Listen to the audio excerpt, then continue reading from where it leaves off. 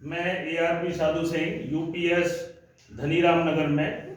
देखिए बच्चों, आज बात करते हैं हम त्रियक रेखा की। आप लोगों ने ये टॉपिक पहले पढ़ लिया है।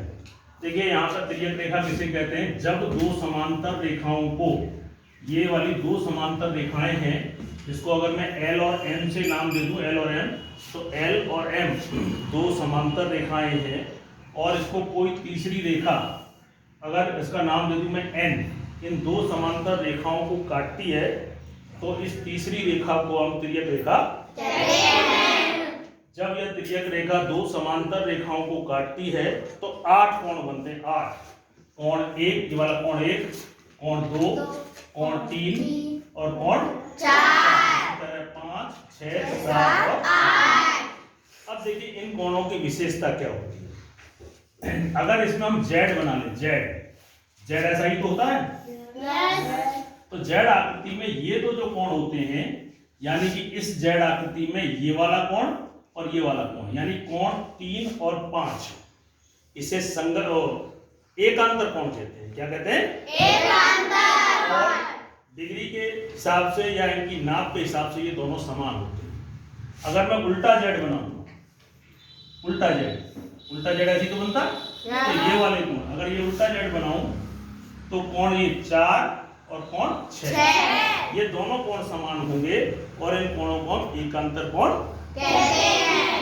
अगर इस त्रियक रेखा के एक तरफ एक कोण को छोड़कर दूसरा कोण, यानी कोण 1 लूं, 4 को छोड़ दूं और 5 लूं, तो 1 और 5 कोण भी समान होंगे और इन कोणों को हम कहते हैं संगत कोण।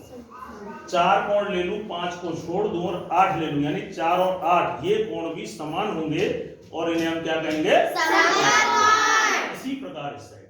अब देखिए इसी चीज को, इसी थियरी को हम मैथ किट में दिए हुए इंस्ट्रूमेंट के माध्यम से सीखने का प्रयास करते हैं। नई बात कुछ नहीं है। यहाँ पे L और M दो रेखाएं दे रखी हैं। आपकी ये L और M दो समांतर रेखाएं हैं और ये तीसरी रेखा जो इसमें N है, वो आप में ये वाली स्ट्रिप जो है इस आकृति, इस इंस्ट्रूमेंट के अंदर, ये आपकी त्रियक रेखा N का काम करती है। तो जब दो समांतर रेखाओं को तीसरी रेखा काटती है, त्रियक रेखा काटती है, तो जैसा कि हमने बताया कि Z यानी कि 3 और 5 कोण समान होते हैं।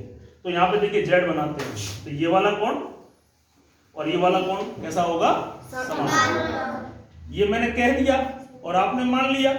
यहाँ तो मैंने कह दिया ना और आपने रट लिया, लेकिन इस इंस्ट्रूमेंट को बनाने का यही उद्देश्य है कि मैंने कहा कि ये कोण इस कोण के बराबर होता है, तो आपको ये देखना है कि होता है कि नहीं। बेटा इधर आओ, कोण देख लेते हो? इधर आओ। देखिए यहाँ से ये देखना शुरू करिए। कितना है? जी 180, यानी कि 0। 180 और O इक्विवेलेंट टू 0 होता है। 0 से लेकर देखो यहाँ पे कितना है? 90। इसी प्रकार ये वाला कोण, ये वाला कोण कितना हुआ? 90। तो अब इसको Z बनाइए। सॉरी मैं गलत बोल गया। ये देखिए, यहाँ से देखिए आपका ये कितना है? यहाँ पर 180 और इधर कितना है आपका? 90। तो ये वाला 90 हुआ। इसी प्रकार ये देखिए यहाँ पर देखिए कितना है?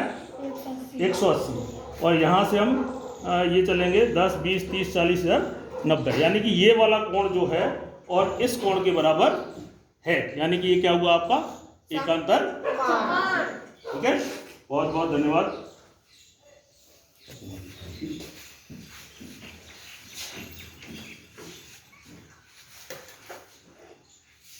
तालियां बजा दीजिए उनके लिए।